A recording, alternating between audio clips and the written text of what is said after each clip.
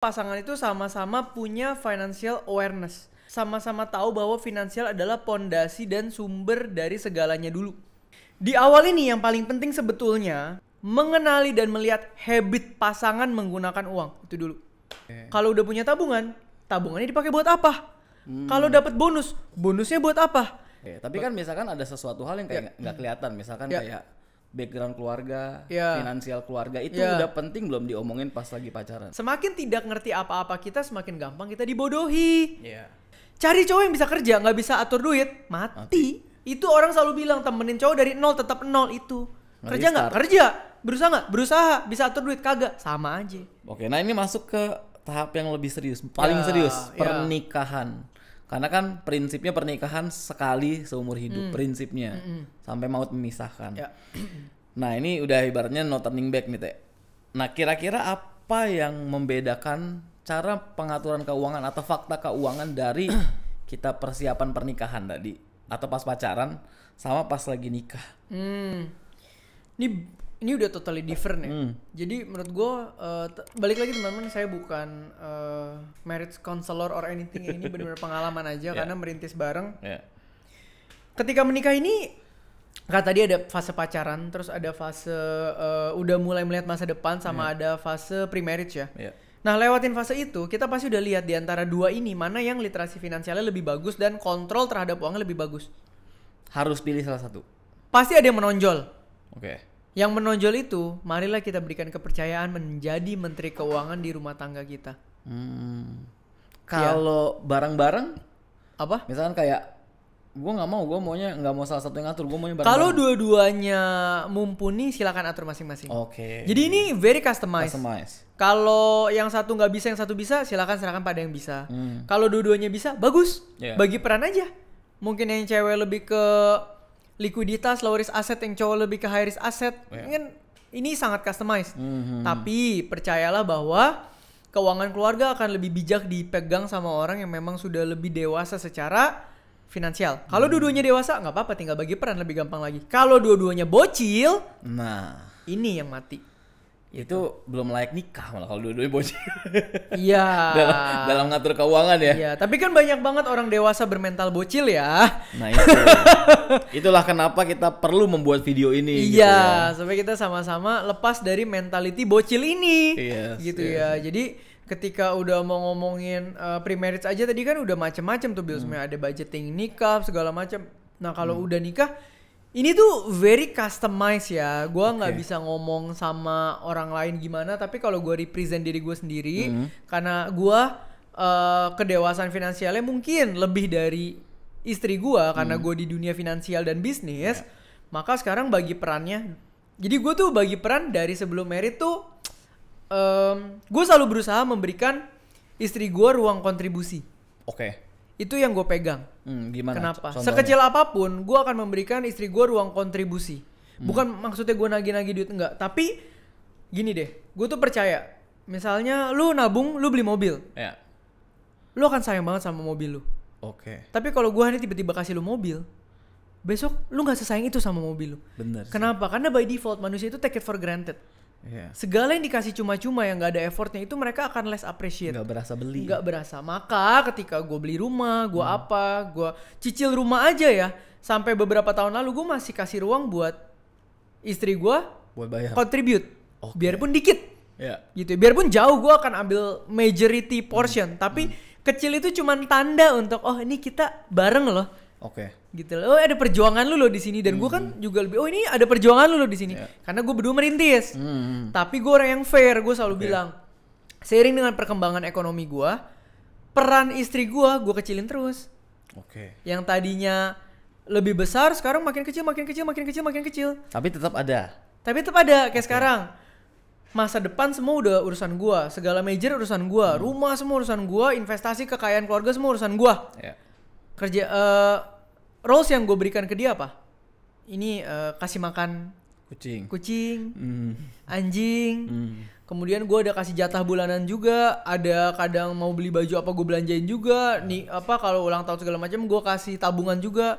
Tapi ya kalau di titik ini karena kondisi finansial gue udah cukup baik, ya gue memberikan dia ruang tapi tetap memberikan dia kesempatan untuk improve. Jadi setelah gue kasih itu gue tanya gimana udah nambah belum tabungan. Report dong tabungan sekarang ada berapa. Gue pengen dia punya uang sendiri. Kemudian iya bayar kayak gini. Oke, udah kan kontribusinya udah makin kecil, udah fokus sama diri sendiri. Berarti dia udah bisa pakai uang dia untuk memenuhi aktivitasnya dia. Jadi dia udah nggak ada worried, udah nggak ada pusing sama masa depan sama sekali. Nah, jadi kalau pernikahan gue sekarang kondisinya kayak gitu. Tapi dulu waktu awal-awal gue merintis, wah dia adalah orang yang ready untuk support, bro. Bahkan bisa ngeluarin semua ya. Iya, semua sih enggak ya. Tetap. Cuma orang yang ready kayak nikah, gue bantu ini ya. Mau apa gue bantu ini ya, gue bantu. Selalu ada kayak gitu. Itu yang gue sangat appreciate. Jadi biarpun gue selalu kecilin porsinya ya. Gitu loh. Berarti lu nih dalam ngatur duit sama pasangan lu sekarang ya sendiri-sendiri dong. Betul. Jadi nggak digabungkan. Ada juga financial advisor bilang lu gabungin. Nah beda stage finansial. Finansial gue sendiri tuh sudah cukup tanpa harus melibatkan finansial dia. Makanya sendiri-sendiri. Finansial gue sendiri tuh cukup menopang masa depan, rumah, anak, segala macam sampai ke depan cukup.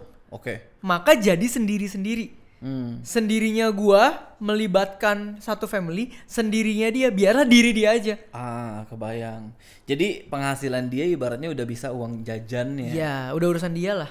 I see. Nah, tapi itu terjadi di stage gue yang sekarang dan beberapa tahun terakhir. Ya kalau dulu nggak gitu kan. Nggak gitu. Dan mungkin kalau bukan di stage yang ini dan sekarang membutuhkan dual income, ya gue akan fair-fairan kita nabung bareng ya. Kalau dual income sendiri-sendiri susah. Maksudnya gini, dual income-nya untuk membangun rumah tangga ya, itu susah sendiri-sendiri.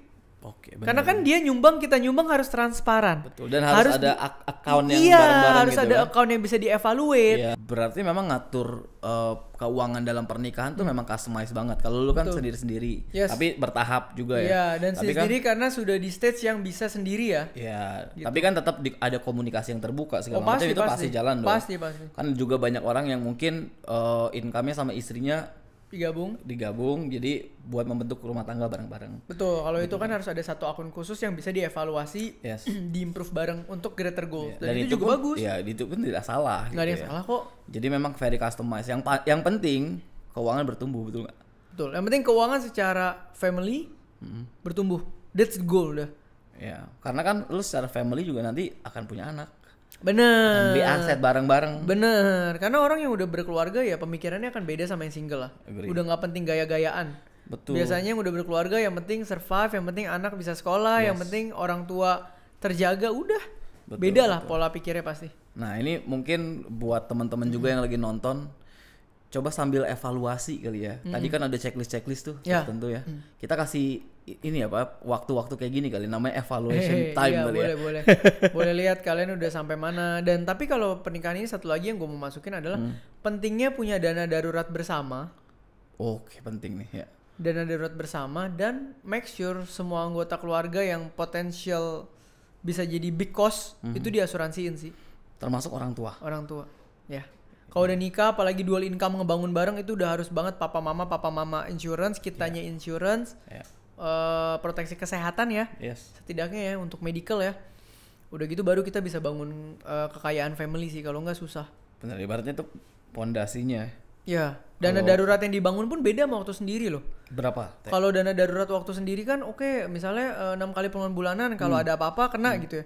Kalau dana darurat buat 2 orang ini kan ngitungnya udah dari pengeluaran monthly income bareng. Betul. Udah pasti lebih besar. Terus kalau menurut gua ya harus digedein lagi mungkin ke 8 kali minimal. Kenapa? Karena tiba-tiba orang tua si cewek ada keperluan. Betul. Pakai duit siapa ayo? Iya. Tiba-tiba orang tua si cowok ada keperluan. Pakai duit siapa? Akan lebih enak kalau udah ada dana itu. Bener. Daripada ntar lu nyokap lu bantu, nyokap gua lu nggak peduli. Nah, itu tuh. Pusing. Nah, itu penting. Nah, pecah pala itu. Ini gue jadi mau nanya, jadi agak panjang nggak apa-apa ya? Iya. Gimana cara kita menghadapi ibaratnya keuangan family mertua kita ibaratnya gitu? Nah itu ada tips nggak? Tips nggak? Yang tadi gue bilang kalau bisa disiapin satu rekening dana darurat. Yang kalau misalnya kita udah komit, either anak, papa mama ada something, tarik dari situ. Tapi harus komit ya. Mau nanti keluarga cewek atau keluarga cowok, ini ready dipakai nih, karena dibantu. Kita nabungnya bareng. Betul. Jangan tiba-tiba udah dipakai, enak banget keluarga lu pakai, gue ikut nabung, keluarga gue nggak pernah pakai. Nggak ada tuh kayak gitu. Itu komitmen, dana, komitmen. Nah tapi kalau nggak ada dana itu susah. Misalnya keluarga si cewek ada problem, minta duit ke cowok. Bener. Terus keluarga cowok ada problem, cowoknya nggak minta duit ke cewek, tapi cowok langsung transfer. Betul. Ceweknya pasti marah. Nggak kasih tahu lagi. Begitu orang tua gue butuh lu susah banget, begitu orang tua lu butuh lu langsung transfer, ribut lagi. Iya bener gitu. Sih. Hal-hal kayak gini kan banyak ya. Gitu loh. Ini ya awareness lah, realita untuk orang-orang bisa sadar bahwa hidup ini nggak cuman numbers. Ya betul. Gila ini emang kalau ngomongin keuangan pernikahan agak serius ya. Iya. Vibes-nya. Oke tadi mungkin teman-teman sambil checklist tadi ya. Nah ini terakhir Teh. Ini ada beberapa statement yang cukup terkenal di kalangan bapak-bapak dan ibu-ibu rumah tangga nih Teh. Ya gue pengen tahu respons lu dan lu sependapat atau enggak.